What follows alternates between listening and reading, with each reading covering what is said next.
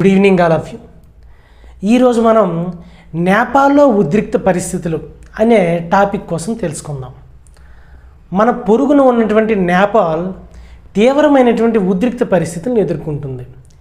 దీనికి గల కారణం ఏంటి అంటే 2025 సెప్టెంబర్ 4వ తేదీన నేపాల్ ప్రభుత్వం ఆ దేశంలో ఉన్నటువంటి సోషల్ మీడియా ప్లాట్ఫామ్స్పై నిషేధం విధించడం జరిగింది.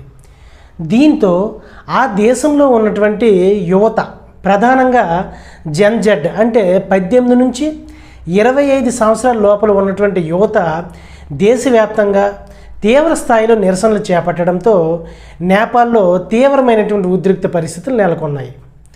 అయితే ఈ నేపాల్లో తీవ్రమైనటువంటి ఉద్రిక్త పరిస్థితులకు కారణంగా కేవలం సోషల్ మీడియాపై నిషేధం విధించడం మాత్రమే కాకుండా దేశంలో ఉన్నటువంటి అవినీతి, నెపోటిజం, ప్రజాస్వామ్య హక్కులు అనేవి హరించుకుపోవడం కూడా కారణాలుగా చెప్పుకోవచ్చు.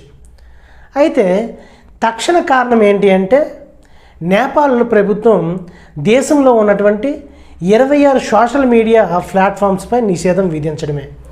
అంటే Facebook, YouTube, Instagram, WhatsApp, X మొదలైనటువంటి సోషల్ మీడియాపై ఆ దేశ ప్రభుత్వం నిషేధం విధించింది. దీనికి గల కారణం ఏంటి అంటే 2025 సంవత్సరంలో నేపాల్ ప్రభుత్వం తీసుకొచ్చినటువంటి డిజిటల్ 2081 యాక్ట్ ప్రకారం ఈ సోషల్ మీడియా సంస్థలు ఏవైతే ఉన్నాయో అవి రిజిస్ట్రేషన్ చేసుకుపోవడమే దీనికి గల కారణంగా చెప్పుకోవచ్చు. దీనివల్ల ఏమైంది, ఆ దేశంలో ఉన్నటువంటి యువత తీవ్రమైనటువంటి స్థాయిలో నిరసనలు చేపట్టడం జరిగింది. అయితే దీంతో పాటుగా లోతైనటువంటి కారణాలు ఏంటి అంటే అవినీతి, నెపోటిజం మరియు ప్రజాస్వామ్య హక్కులు అనేవి హరించుకుపోవడం కారణాలుగా చెప్పుకోవచ్చు. అవినీతి అంటే దేశంలో ఉన్నటువంటి రాజకీయ నాయకులు ఎవరైతే ఉన్నారో వారు తమ యొక్క అధికారాలను మరియు ప్రభుత్వం యొక్క ధనాన్ని కూడా తమ యొక్క వ్యక్తిగత చర్యలకు ఉపయోగించుకోవడం. ఇక నెపోటిజం అంటే బంధుప్రీతి అని అర్థం. అంటే రాజకీయ నాయకులు తమ యొక్క బంధువులకు మరియు తమ యొక్క కుటుంబ సభ్యులకే ఎక్కువగా అవకాశాలు ఇవ్వడం, సాధారణ ప్రజల కంటే వీరికి ఎక్కువగా అవకాశాలు ఇవ్వడం అనేది ఇంకో కారణం. ఇక ప్రజాస్వామ్య హక్కులు అనేవి హరించుకుపోవడం. అంటే ప్రజలు మాట్లాడుకోవడానికి, విమర్శించడానికి లేదా వాస్తవాలు తెలుసుకోవడానికి సంబంధించి హక్కులు అనేవి చాలా తక్కువగా చేశారు. దీంతో పాటుగా అక్కడ ప్రభుత్వ పాలనలో పారదర్శకత లేదు, జవాబుదారీతనం కూడా అంతగా లేకపోవడం అనేది నేపాల్లో ఉద్రిక్త పరిస్థితులకు కారణంగా చెప్పుకోవచ్చు. అయితే దీనివల్ల వచ్చినటువంటి అవుట్కమ్స్ ఏంటి అంటే దీనివల్ల వచ్చినటువంటి ప్రభావం ఏంటి అంటే హింస.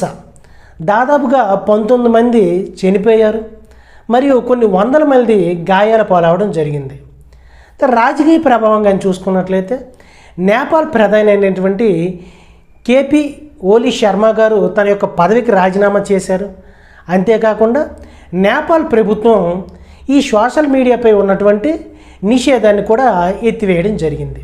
ఇది నేపాల్లో ప్రస్తుత ఉద్రిక్త పరిస్థితులకు ప్రధానమైనటువంటి కారణాలు. ఏంటంటే అక్కడ సోషల్ మీడియాపై నిషేధం విధించడం మరియు అక్కడ జరుగుతున్నటువంటి అవినీతి, నెపోటిజము మరియు ప్రజాస్వామ్య హక్కులు అనేవి హరించుకుపోవడం నేపాల్లో ఉద్రిక్త పరిస్థితులకు ప్రధాన కారణంగా చెప్పుకోవచ్చు.